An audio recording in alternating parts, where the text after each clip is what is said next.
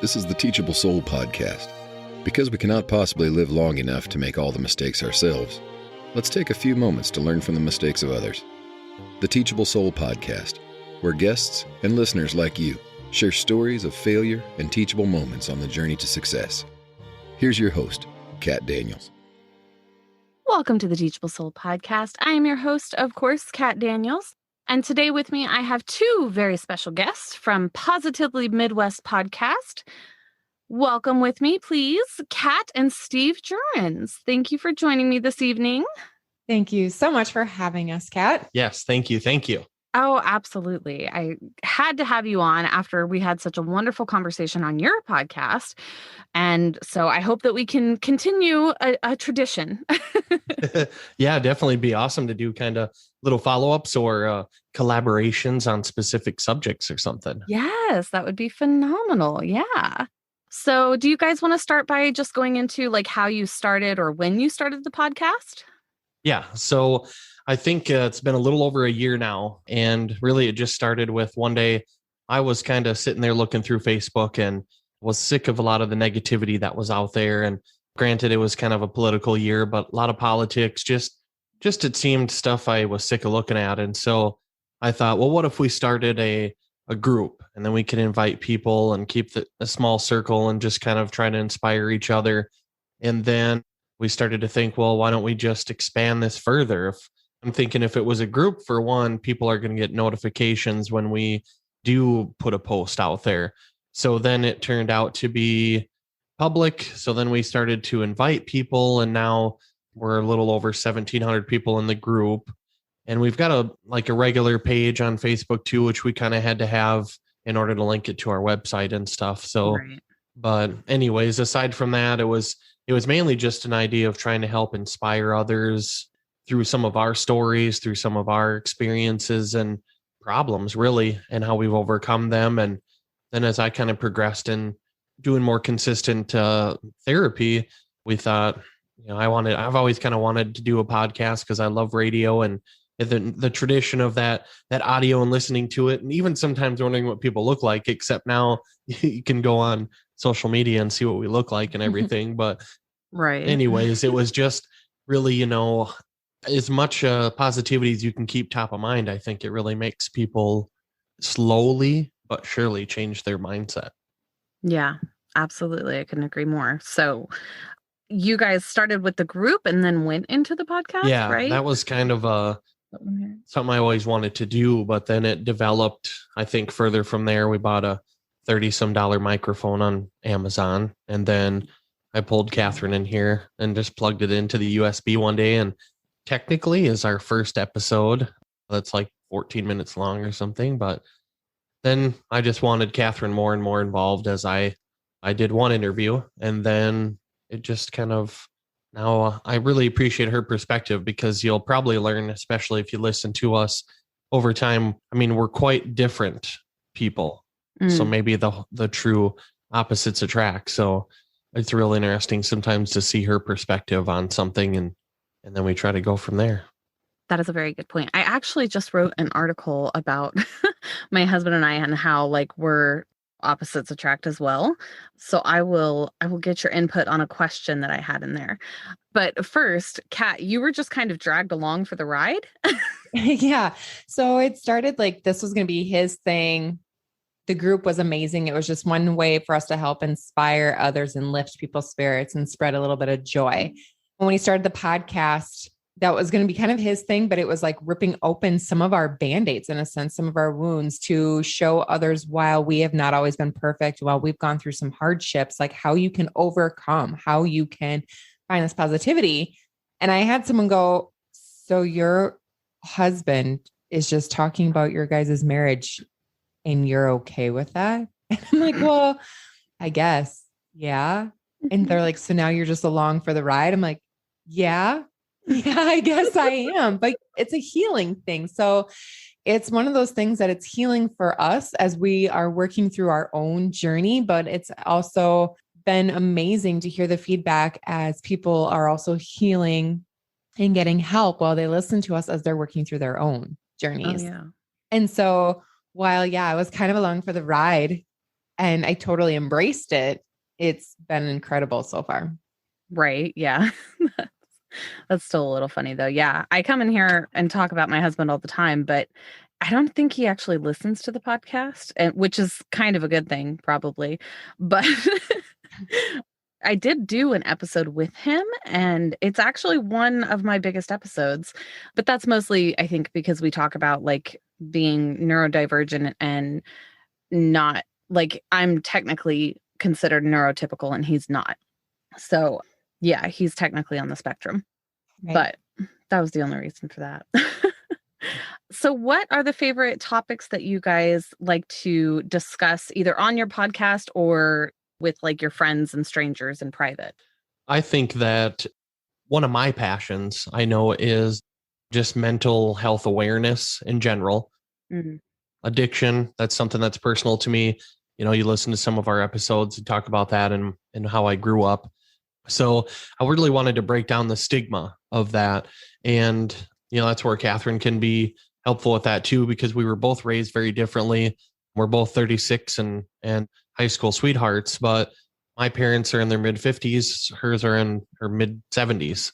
So it's kind of a different traditional Midwest, some stigmas out there. And as I started to grow and evolve and learn more about psychology and just positivity, that's kind of one of the biggest missions or part of our content is breaking down some of that, making mental health awareness more common and educational. And I don't think people will go out there and necessarily search it. So if we have a filler that's a good episode, like we've done one with our kids, a couple episodes with that, and Kathryn's picked out some of her own topics she's wanted to talk about.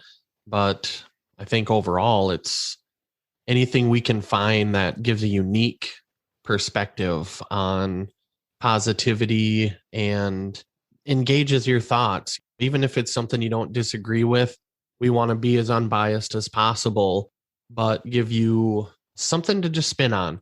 Go do your own research and I guess learn as much as you can and then develop your own opinion from that. So like overriding their mindset. You know, we talk a lot about mindset and how if you dwell in the negative, you're going to have more negative fed into you and you're going to find more negativity being drawn into your life. So it's about overriding it, kind of like that whole finding your silver lining on things. So we talk about, okay, change your mindset here, find your gratitude in this life. In this situation, you went through something hard, something bad happened, not going to plan. Now, what can you take from that? Find your gratitude and how can you turn that into, as you've always said, your teachable moment, but how do you turn that into a positive now into your life, inspiring yourself and inspiring others to go forward and come out the other end stronger? Mm-hmm. Yeah, that's phenomenal. It's funny because we have my husband and I, we're not high school sweethearts. But technically, I did meet him for the first time when I was 14 years old. So, but also it's funny because like my parents, they were in their 60s and 70s, and his parents are just now getting into their 60s and in their late 50s. And we're very much opposites attract as well, like I said before. So one of the things that I wanted to get your guys' take on, I guess, is my husband and I mean, because we're so opposite in so many different ways, we have obviously fought hard over the years, both with and for each other. But one day we were having a conversation and he asked me, he was like, because I grew up in a family where like my parents were both divorced. I never saw my dad with anyone except for my mom, really. He had a girlfriend, I think, one time, but that was very short-lived. And so I never really saw him in a spousal role at all. And then my mom, the only time I ever saw a positive person that she was married to was by the time I was like 12 years old. And my husband's parents have been married his whole life, like as far as he can remember anyway, since he was like 4 years old. So he asked me one day, he was like, where did you get your idea of like marriage and what you wanted in a relationship and yada, yada, yada. And I was like, well, I don't know. I guess partially my stepdad, obviously, but also movies and TV shows. Like you see things that you idolize or that you enjoy or that you think you want out of life. as you grow up and you try to implement those things into your life. And I was like, and besides the fact, it's not so much that I know what I want, it's that it's more actually that I know that what I don't want for sure. There are certain boundaries that we are not crossing. Mm-hmm. But later I came to the conclusion that there was one specific thing in my stepdad and my mom's relationship that I really, really loved about their relationship. And so I had to ask him my husband, what the one specific thing in his parents' relationship was. And our two things were completely different. So have you guys had a conversation like that? Well, I don't know, maybe to some degree. I mean, certainly early on, because I think I had an idea of what I thought I wanted. And it was probably based off of my parents. They got divorced when I was like 5, and they were quite young when I was born. So I don't know. There was a lot of arguing and a lot of alcohol and different things like that. And I think I thought, like, I want the white picket fence, kind of get married to the first person I love, and it's the love of my life and all these things. But where I started to make mistakes was I still had a lot of that traditional Midwest. Well, and it's just old school, not necessarily Midwest, but the man's the man, the woman's the woman, cook, clean, kind of listen, honor your husband and things like that. But I was more domineering and narcissistic about it too, on top of that. So not thinking I could do wrong. So that's when we started to have the issues, and things would develop from there. So at first I thought it was what I didn't want. I learned through my parents what not to do, but then ended up screwing it all up anyways. And now, thank God, we've come out the other side way, way better. So I don't know what Kathryn's thoughts are on that, but My parents have been married for 55 years this year, and Steven's dad is only 55. So it's kind of that different spectrum. Yeah. So since Steven and I have been together since we were 16 years old, I kind of watched how his parents were at such a young age when we were starting our relationship, and seeing their family dynamic and how they were, and then seeing how mine was, and how my parents worked together side by side as farmers. They've always been complete partnership. I knew that my mom was the one that cooked and cleaned and did that work always around the house. And that was kind of her role. And I said, I didn't want to be that. I wanted to have more of a partnership than what my mom had in that spec. But my parents argued, but my mom always taught me that a key to a good marriage was having that argument, and that if a marriage goes quiet, that's when there's trouble. And so it was like, I learned from that perspective. And then I learned from like the younger generation of Steven's parents and their marriage, of seeing things maybe not go as smooth. So I learned from the problems that could happen in marriage, watching like some of Steven's parents in their hardships that they went through in their marriages, where I didn't see or know any of that growing up on my side. And so while I knew I wanted like the strength and the commitment of my parents, I knew that I wanted more of a 50-50 partnership that I didn't see in these other relationships. And it took a while of fighting for it, but we got it finally. We always talk to people about, don't give up, keep communicating, because then the more you communicate about what you each want in your marriage, the healthier your marriage will be. Right. Yeah, it's definitely a process to like actually get to a point where you can both be equally happy, I think. Yeah. Yeah. So what is the one thing in the relationships that you both saw growing up that you definitely wanted going into a relationship that you are in now, I guess? My parents talk about everything. When they're going to go out, when they have to pay bills, when they have to do that kind of stuff with the farm, they would sit together. And it's like they were always communicating about the financial stuff. They were always communicating about problems that were coming up for work in that sense, or the family. And then it was like seeing how my parents were there for us as kids, constantly supportive. And it was like, that was like what I really wanted. I'm not sure how to even answer that question myself, because it was more like what I didn't want. But I think through some observations, probably more often in my dad's second marriage, and bits and pieces of my mom too. I mean, but there was fun, just trying to have fun. So I'm always about let's create memories. Let's go out and do stuff together. I always want to go hiking. I want to go kayaking. I want to do the stuff. Let's go disc golfing. Let's go. But I'm always trying to get Kathryn to do stuff with me all the time, even if it's ditching the kids or bringing them with. But, Right. I just feel like I always want her around me, which is also something I didn't do a good job of in the beginning. So but that's something my dad and stepmom did. They always kind of would try to find some kind of activities that we could all do, or always messing with each other and stuff. So we kind of Right. emulate some of that, I think, maybe. Do you find that those things correlate with your top like love languages? Yeah, yes and no, because mine overall, I think, is affirmation, words of affirmation, and you are. Acts of service. Yeah. So, I mean, we get better at those especially the last couple of years, but I don't know. I mean, sort of, because maybe I'm mixing the two. If I'm trying to say, hey, let's go do this together, we're stepping outside of our comfort zone with it, which is growth. We're doing it together, which is growth. And then she's like, hey, that was fun. Good idea. So then I get my stuff out of it, and it's an actual physical thing sometimes. So maybe that's her service. I don't know. But you and like Stephen did not grow up with words of affirmation, I don't think, in his home life as much, quite honestly. So maybe what his top words of affirmation is what he's seeking the most and that he didn't get enough of.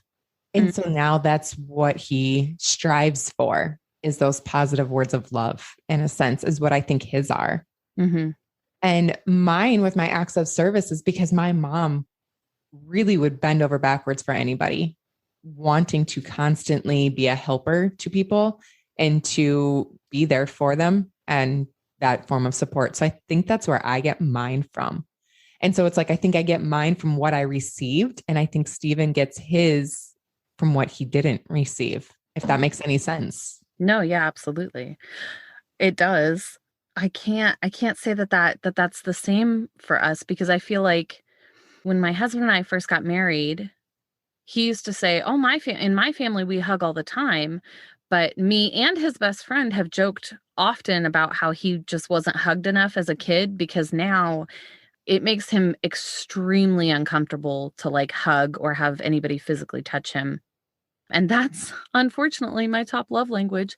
So I don't know if that's because, I mean, we still haven't really figured out if that's just because it was something that he lacked at the time, or if it's because he just got enough of it and now he's like, I'm good for life. I'm good. Well, I think, yeah, you have to explore the emotion behind it, because I think Kathryn's onto something with me. It's more like I wanted that emotion. I wanted the love and the words of affirmations. But then there's time with hers acts of service. I think it's a mixture of emotion too, because Kathryn will put herself out there to take on 5 million things at one time, doing little charity things and still working and helping her family and helping our family, and just gets a little stressed out and overwhelmed, which is normal. But like, she's putting out what she would like to get back too. So, and I know that her mom it took me a long time to understand her, to appreciate her. Her and I didn't have the best relationship in our early dating and marriage days. And her mom I think she feels like she gets beat up in life by people and doesn't get enough gratitude for what she does. And I'd say it's very true. Right. That she feels that way. So it's like an emotional attachment to why we want what we maybe lack, but I don't know. It's interesting. Right. I know. Yeah, I find it interesting. I mean, my first language of love is physical touch, but I actually tied for acts of service and quality time. So, and I think it's funny because I really appreciate like surprises. Like if you go out of your way to do something or create something or like make a surprise, that is what I really appreciate. So it makes sense to me that I tied for those two things like exactly. Because that is technically an act of service, but like I also want to go and spend time with you. So can we like take a trip and you surprise me with a trip? Like that's what I want. But but I mean, to your point, that those are things that I mean, I had quality time with my parents, but because they both worked, it was like I used to go to the store with them and that was our quality time. I used to run errands with them and that was our quality time. And then, I mean, we were a fairly affectionate, physically affectionate family anyways. So maybe I got both a little bit. I don't know. Well, and I think your words, your love languages can change. Oh, for sure. I've even seen mine shift, I think, in the last couple of years, where then it's like that words of affirmation is like starting to be more drawn. Where at the beginning, I was like, oh God, don't tell me I'm doing a good job or that I'm looking pretty, because it makes me really uncomfortable. Like, okay. And I get like stuttery, jittery. And now it's like, I want someone to be like, oh my God, that looks amazing. You did a great job there. So I think as we grow and as we continue to evolve and change, because that's what life is about. Like if you're not changing, then you're not living correctly. Right. And so I think as we grow and we change, those shift. And it's like, okay, now maybe we did receive what we needed in this aspect. So now our body and our mind and our heart and soul are striving for something new.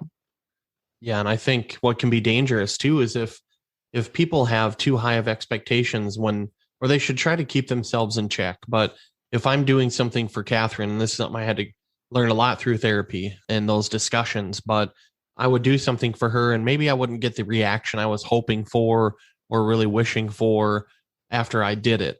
And then it creates a negative emotion or a negative memory, or we would get into a dumb argument, nothing that has a real solution. We were just upset. And so I really had to learn how to, if I'm going to do something that is for her, then do it for her. Don't do it in the expectation that, ooh, all right, something awesome is going to happen, or I'm going to get some brownie points, or she's going to give me a bunch of smooches. It's kind of like, hey, do it for her because she'll appreciate it. And even if she doesn't say thank you, but she smiles or whatever, just know that you did what she would appreciate type situation. That is such a valid point. I don't know. Are you guys on Clubhouse? No. Like the cracker? No. It's a new like social media platform, but it's audio only. So you can kind of like go into these chat rooms type things where a whole bunch of people or just a couple of people can be talking at one time. But I went into one that was labeled, and it's only for iPhone right now because they only have 2 developers working on it because it's brand new, Mm-hmm. And it's invite only. Like it's kind of hard to get into, but they had a room that was saying that the title of it was, if you're not, something to the effect of basically, you're not ready to get married if you're not ready to serve. And that was interesting to me. So I came into the room and was listening and started conversing about it basically, because that makes sense. I mean, if you're not ready to, but it should work both ways. Obviously, I think that there are a lot of people who would misconstrue that as like a one-way thing, but it has to work both ways in order for the marriage to work. And so that's essentially what you're saying, is that you have to serve the other person for the benefit of serving the other person, not for the benefit of getting something in return for it. Right. Marriage is a constant game of compromise because it can't just always be one side. Oh, yeah. One side cannot just be happy. And so that's when you're going into a marriage. It's not just serve like you're a servant to the other one. Right. It's service and giving up a part of you to love and help and to nourish another one. Yep. Well, they always talk about what you put out is what you get back. And even back when Confucius was writing a lot of stuff out there, he even said, a person of humanity who finds happiness and brings it to others brings good of others to completion, and does not bring the bad in others to completion. And to me, it's kind of like, if you're living to kind of serve others, or what can you give back, or what can you do for other people, that's all going to come back to you. So if it's your one and only partner, your true partner in life, your spouse, it's ludicrous to think sometimes, but we're the hardest on them because we say we're comfortable around our spouse, so we can treat them worse than we would treat someone else instead of treating them better. And we're still working on that, but it just baffles me. Even when I recognize it, I go, why the hell did you act that way or treat her that way? Or so, yeah, what you put out, you'll get back definitely at some point. For sure. Yeah, no, I came to the conclusion that we kind of treat the ones that are closest to us worse than we would treat strangers all the time. And it's just because you're right, because we're comfortable with them. And to some degree, I think when we all first get married, we feel super secure. And so we take advantage of that security, I think, to a degree, Mhm. especially in the beginning. I mean, I know we did for sure. Oh. Oh, yeah. Yeah. So it still strikes me as funny how secure we felt and how we treated each other in the beginning Hmm. because of the security. And I know for a fact we were not secure whatsoever in each other, in our relationship. Like, I don't know how we felt so secure and were so insecure at the same time. Like, that baffles me still. I don't know how to explain it either, but I can tell you just from my own experience, and maybe some of it could be generic, but when you first start dating someone or you first get married, majority of the time, like you think, well, I mean, everything's locked down. Mm.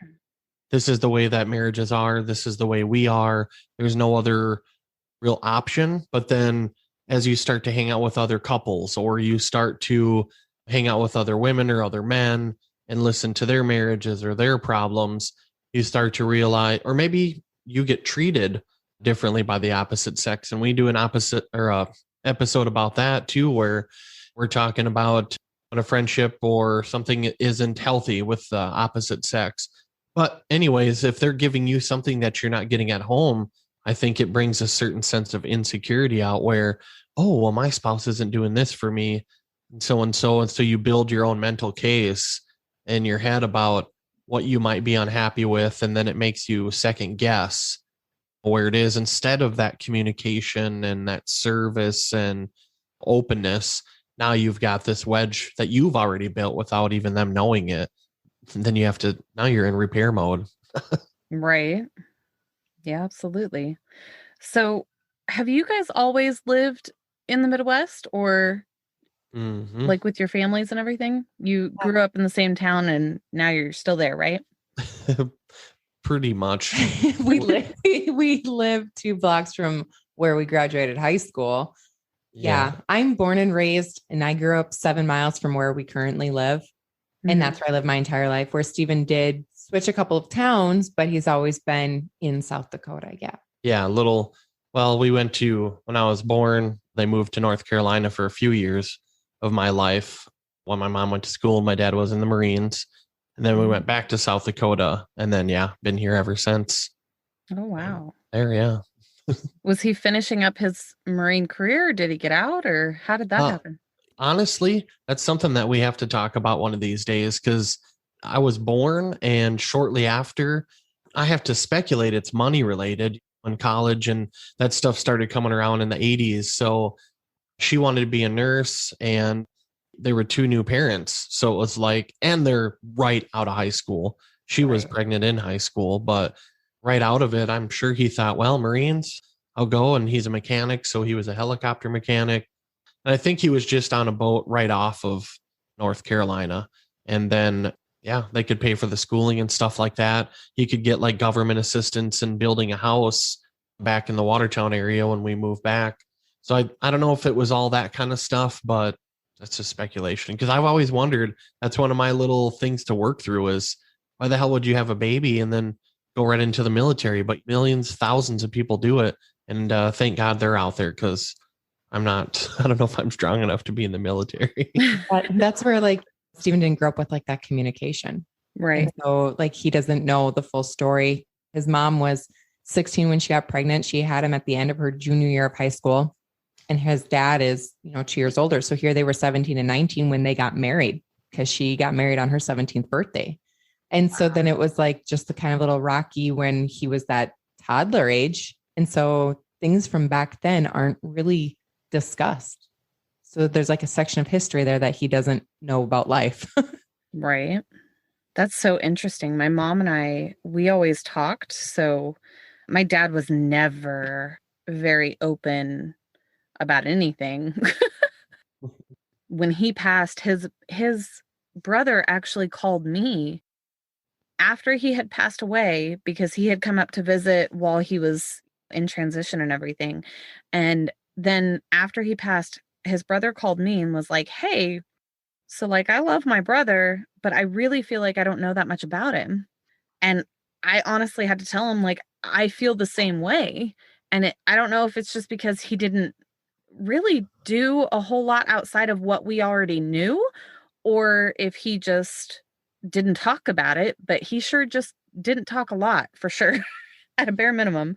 And so he didn't talk a lot, but my mom and I, obviously, we were very close. And so we talked a lot. So I knew everything. Like I knew how they got together, what happened before they got together, because there was a lot of like post-traumatic stress disorder on her part, both when they got together and after they got divorced. And so like I knew everything. I can't imagine. Do you still talk to your dad? Yeah.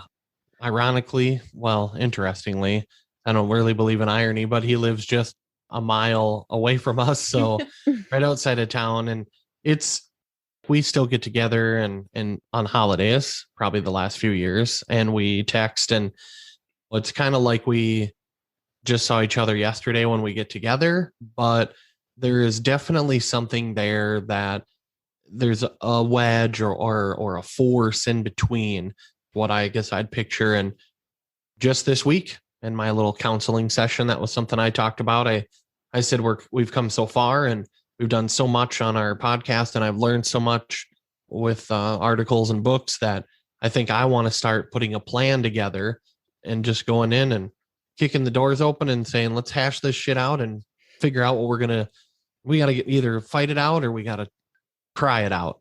Right. One of the two. So we kind of do, but I think he was so young too. And I was his son, like his one and only son. And then 10 years later, he had a daughter with my stepmom. I think it's kind of like this, like he wanted to be my buddy, but he knew he had to kind of be a hard ass too when we were younger. So just recently, my stepmom told me over Christmas, she said, yeah, you and your dad got to talk it out, yada, yada. But I know he feels bad for a lot of the things when you were younger, but he thought with as screwed up as your mom probably made you, he had to be real tough on you when you moved in. And in my eyes, it's like, that's the opposite of what I needed. Right. I was neglected, was verbally abused, drank all the time, or she did. And then I move in with him like freedom. Yay. Finally, all the fun stuff we do on the weekends, I can do every day. And then it was like, hey, there's rules and stuff. And I was like, what? I had my first cigarette when I was 10 years old. I'm not like coming here and listening to stuff. Right. So yeah, I mean, we do, but it's buddy stuff. It's drinking, that kind of times. Yeah. We tell memories, that the same memories from the last, I don't know, 15 years, probably, or 20 years. Right. And then, yeah, it's that kind of stuff, which, I mean, at least there is something there. I haven't talked to my mom in over 2 years, probably after our last bout. It was too much. So, and that's been justified, thankfully, through counseling as well for the time being. But that kind of plan will take a long time to develop, I think. Oh, for sure. Yeah. My dad was like I said, he just didn't talk a lot. So even when I would try to pry with him, he would just give me like one word answers. To some degree, regret not being able to have deeper conversations with him. But at the same time, I've kind of come to terms with the fact that like, it's not 100% my fault. So perfect. I was thinking the whole time that's always been one of my sadness, not like a regret so far or whatever, but it's definitely top of mind that if he dies tomorrow, whatever, soon, I'll be sitting here thinking, gosh, I could have just went over there and just talked to him and all this stuff. But like we talked earlier, it takes two, no matter the context. And I needed to be in a good place too.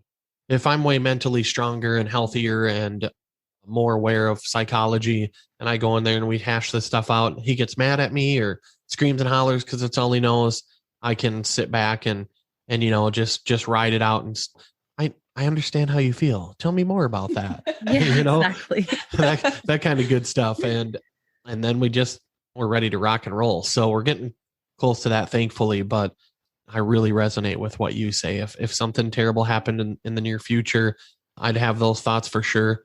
But I think I'd have the grace and gratitude to understand it's not all my fault. Yep. Oh yeah, for sure. Yeah, I have guilt about a lot of things, but fortunately with my I mean, where it comes with my dad, I really don't have a lot with him anyway. So it's mostly about my kids now. Yep. That's my big deal too. And I know Kathryn's a lot like that. Yeah. We try to, every generation of parents, I think, wants to give them kids better, but we're also very traditional with discipline in a sense. It's an important part of our plan. Right. But aside from that, I mean, they're certainly way more spoiled than we were. Granny gives them McDonald's all the time. And we didn't get McDonald's ever. It was like, we're going to go home and eat something. I didn't get McDonald's till I was in high school. I can't imagine my kids now that they know it like weekly. Right. Yeah. That's crazy. Yeah. I was just talking to somebody the other day about how spoiled my kids are, especially compared to when I was growing up. And I'm like, I'm a little afraid that they're going to become entitled, but at the same time, like with my son, he's 14 and I swear my husband and I joke that like the universe or God or whoever you subscribe to gave us our son and he's so well behaved because our daughter is just going to give us like all kinds of hell, basically. Because he's the youngest. Yeah, she's the youngest, and our son is the oldest. Yeah. And she already does, and she's only 7. Like oh man, with her. But with my son, he's so responsible. So responsible. Like the other day I went into his room and I was like, "Hey, and I was going to say, when you're on breaks in the middle of classes, because they have like a 15-20 minute break in between their e-learning classes right now. I was like, when you're on breaks in classes, can you just like do other work or do something educational?" And then I went in there and he was already doing something for another class for a project that's not due for 2 weeks. And so I didn't feel like I could really ask him to do something if he was already doing it. I'm glad to hear that's more common than what I thought then, because that must be like our oldest is like that. So maybe whether we raise them differently on the second round or what the case is. But I know I was tougher on our oldest in the beginning for sure, but they definitely are different people. And we have 2 girls and they have polar opposite of personalities. Exactly. They'll both be a challenge in their own way. Mm-hmm. But there's definitely the maturity level got somewhere in there a little bit different of how the one matured and found her responsibility a lot younger than what our youngest has. But for sure. I mean, we don't want them all to be the exact same. Life would be boring if we were all the same. Oh, for sure. Gives us our strength as well. So we just have to work through our mommy guilt as we do it. Exactly. Yeah. And maybe it is like an older child thing. Cause I know that like my parents, when we were growing up, would say similar things about my brother. And he was the oldest and he was very responsible and always looked out for us and whatnot. So maybe it's just an older kid thing. Maybe like the birth order decides some of that to some degree. But I think, your parental senses are heightened. So you're like afraid of more things and you're really, really focused on making sure you're trying to do the right thing. And then you're like, oh, I want them to grow up and be independent and strong and smart and have everything. And then you get your second kid and you're like, well, I mean, they'll figure it out. Exactly. I got to feed them and make sure that I change their diaper, but I mean, they'll get there. Fell down. Yeah. She fell down and getting hurt. So even though I'm the baby of my family, but I don't know if it's quite like that, but there's such a difference. Like my brother and sister are actually adopted. My parents were not able to conceive, weren't conceiving. So they adopted my brother and sister, and magically somewhere 10 years later, they conceived for the first time with me. So there's this gap of 13 and 10 years between my siblings and I. So by the time I was a second grader, they're gone. Right. They're out of the house. They're at college. They're off getting married. They're already doing those things while I was still young. And so I don't know if it was that way that I was like the least responsible one. It's so hard to know and compare. Oh, no, I know. I had a similar experience. My brother is 12 years. Well, so I technically have one brother who I didn't even know existed until I was 10 years old, because when I was born, he basically left town and never came back. And so because he was like 17. And then my next oldest brother, he's 12 years older than me, and my sister is 8 years older than me. But by the time I was 6 years old, they had all moved out of the house. So I had them for my like very young years, and they made a huge impact on my younger years. But beyond that, I didn't have them around a lot. They would come back on holidays and such like that, but it's not very often. And so same. Like I somewhat was raised as a youngest child, but I somewhat was also raised as an only child. So Exactly. Yep. yeah. I think as an outside observation that they're all spoiled in their own right, but We're For very sure. well taken care of. Yes. yeah, it's Yeah. like her older brother, like the dude doesn't want to eat anything, and so Grandma D's throwing together some specialized food, or making sure at least that 90% of the meal is can be consumed by him. And then her sister's just daddy's girl, kind of the farm girl. She works real hard too, and whatnot, but she likes to go fishing with dad and gets those kind of things. And then Kathryn's she's just little Kathryn. I don't know how to explain it. It's different for me because I'm looking on the outside in and didn't have that family environment. So I look at it, at one point it was annoying, but her and her mom talk every day at least. A lot of it's to coordinate our kids stuff, but every day, couple times a day sometimes. And her and her dad have a good relationship too. So yeah, they all got a little bit of good Midwest spoiling in them.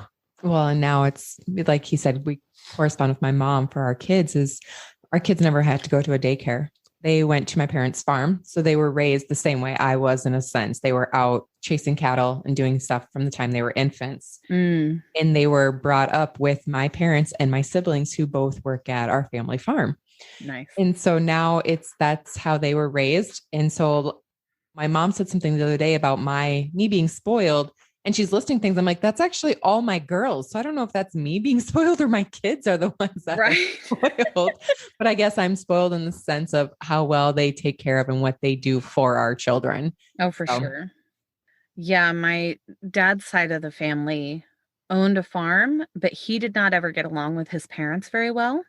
And so he tried as hard as he could to move very far away many, many times, and succeeded in doing so the majority of the time. But like, we only went there to visit.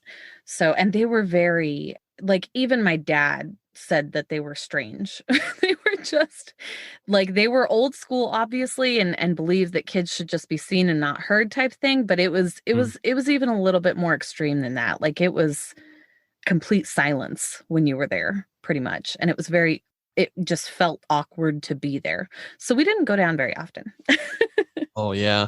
I think I can relate to I remember some of that with my parents being so young, especially with the struggles my mom had. It was like, when it's time to party, then you need to go and zip it, and I'm going to do my thing, or just stay home alone, period. So right. I think I always try to find a good balance for us on that, because Kathryn's wants to spend a lot of time with the kids and make sure they know that she's here and we love them and all these things, which is very important. But I try to remind her and myself to find a good balance where it's okay to ditch them and have a date night once a week even, or especially now that they're older and we can kind of let them hang out at home. But aside from that, I was even trying to say, hey, we need to go and have some us time and make sure we have kid and family time.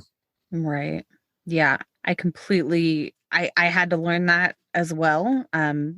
Growing up with my parents being single and whatnot, it was like my dad, whenever he had me, he would rarely ever actually have fun or do anything with friends. And my mom, she had me the majority of the time, but I think when she used to go out, she would be gone like all night long, and I wouldn't see her until bare minimum the next morning, but sometimes a couple days later, because she would go out and then go to work and then not come home until the next night type thing. And so, yeah, it was very much like all or nothing with her, sort of. And so I had to learn that with my kids, that like to let go of the mom guilt again, and not have everything be about them 150% of the time, because that's pretty much how I initially started being a parent, was just everything is about them 150% of the time. So I feel you there. Definitely. Yeah. Well, all right. I think that we've been talking for almost an hour now, possibly. So, did you guys have any other tidbits or any other updates that you guys have been working on since we last spoke? Well, yeah, I mean, it's always kind of evolving, I think, Mhm. the whole Positively Midwest in a brand, if you want to call it that. But Right. so now I'm going to take another step forward and start learning some. Well, I just frankly want to become a more educated, but I also want to be accredited in the right thing. So originally it started as a thought out journey of maybe being a life coach and trying to help people once I've seen what I've gone through and come out the other end and us together. But now, after a lot of research and discussions between her and I found some, it's kind of a new science, not a new science, but it's a science called positive psychology. And so I found some stuff through Berkeley University and now at some point here, I'll become an accredited positive psychology type, I don't know, counseling Guru. coach. I don't know if there's a real label for it, but I'll at least be able to officially say, hey, here's a piece of paper that says I know what I'm talking about. Right. Let me help you get to where I am way quicker, hopefully, than I did. Or at least just turn you around wherever you're at, give you a little push in the right direction, and then you can do the rest on your own. Well, congratulations. That's so exciting. Thank you. So I was doing some of that before we hooked up tonight, and that's where I'll also take a moment to thank my wife a lot for allowing me the privilege of doing that, because I've had 5 million crazy ideas, but I don't know as if I've had something that I've consistently focused on for this long of a time in my life. I don't know if that's ADD or not, but even if it's been guitar, I still play it once a week, but the passion was way stronger in the beginning, and this hasn't seemed to fade. It's only gotten stronger. So lots of gratitude right now. That's so awesome. Congratulations to both of you. I know so many life coaches Yeah. because I talk to a lot of them through my podcast. Yeah. And that's usually how they start too, is through their own journey. So that's fantastic.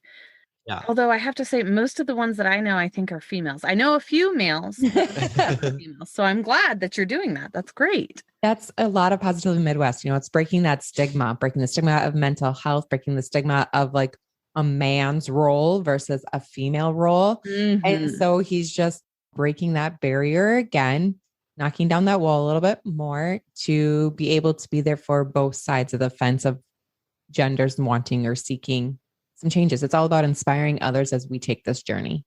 That's phenomenal. And I love it, of course. That's so great. I feel sometimes like I'm in a lot of online spaces, obviously, like we all are, I think, with quarantine. And so I don't know if somehow I've surrounded myself only with females who are life coaches and or higher life coaches themselves, or if there just aren't that many males out there who are doing those things right now. But I hope that it becomes incredibly more or exponentially more common in the coming years. That's fantastic. Yeah, I noticed that as we try to grow our social media platforms and so on, or even if I'm searching for material to talk about on our show or in the group, it is far more female driven. And I think Kathryn's onto something where it is the stigma. Men still feel like at times women are the weaker sex or the weaker mind, and that a man doesn't have to go through that kind of stuff. It's like when women would get their Cosmopolitan and they do their trivia, she's not feeling good, or maybe it's her time of the month or whatever, and so she's just got to do her thing and meet with her girls and have her wine. And it's like, this is way more than just coaching you through bad time. It's giving you the tools to change your mindset. And man, if guys don't realize that by now in this modern age with instant information, then you're really, I think, just fooling yourself, because we all could use even one session, in our life. Exactly. Yeah. Yeah. There is a gentleman that I interviewed, Dr. Travis Perry. I'm going to connect you guys so that you guys can interview him on your show if you want, but he is a phenomenal. He's a life coach as well, but he is actually only geared towards men, and especially like men in the finance industry, because that's where he originally started, but also because there's a lot of men in the finance industry who take on a lot of stress and even familial stress. So job stress and familial stress, and they have a tendency to, I guess, feel like everything's bearing down on them type thing, which is understandable. So yeah, he helps them to kind of work through that and learn how to positively navigate their lives as well. So much like I'm sure you're going to do. Well, I sure hope so. And if anything, sharing our experiences, I think, has already put us in a good position, and we've gotten more than we ever thought we would already. So it's just, everything is amazing. Awesome. That's phenomenal. Yeah. All right. Well, I will let you guys go for the evening. Thank you so much for joining me. If anybody wants to listen to Positively Midwest podcast, go to their website at positivelymidwest.com. And is there any other way that they can get a hold of you? I mean, obviously you're on Facebook, you guys have your group, all the other social media platforms, I presume? Yeah. Yep. So they can join our group, Positively Midwest podcast. It's the same on Instagram. I've got a TikTok, but I haven't done any videos. We're kind of trying to learn how we can, get a younger demo and start to raise up the youngins, but that's a whole beast. So they can also email us too at positivelymidwest@gmail.com if they got any questions or just want to holler at us. So yeah. Cool. All right. Well, yeah, add me on TikTok. I'm Teachable Soul on there too. So perfect. We can help support each other on there. Definitely, I will. Maybe I can learn some stuff from you, like I did with Headliner already, because you're good. So. Oh, you did Headliner? Yep. So I've been slowly posting. Well, all the new ones go automatically because I got the autogram thing or whatever automation, but the old ones I'm a little slower at because you got to use a desktop and stuff. But so I've gotten 2 of the old ones up and all the new ones for the last, I don't know, 10 episodes or so. Yay. Congrats. Thank you. Thank you. Yeah, absolutely. All right. Thank you for having us. Absolutely. Wouldn't have it any other way. Well, we're always open to any collaboration or anything that you can think of. Just shoot us an idea and we'd love to work with you. Awesome. Me too. Thanks. I certainly will. And yeah, vice versa. Cool. You have been listening to the Teachable Soul podcast. You can find us on any social media platform, Facebook, LinkedIn, and Instagram as The Teachable Soul, or on Twitter as Teachable Soul. Also, if you'd like to help support the show, you can find us at patreon.com/The Teachable Soul. You can also visit our website for more information at theteachablesoul.com.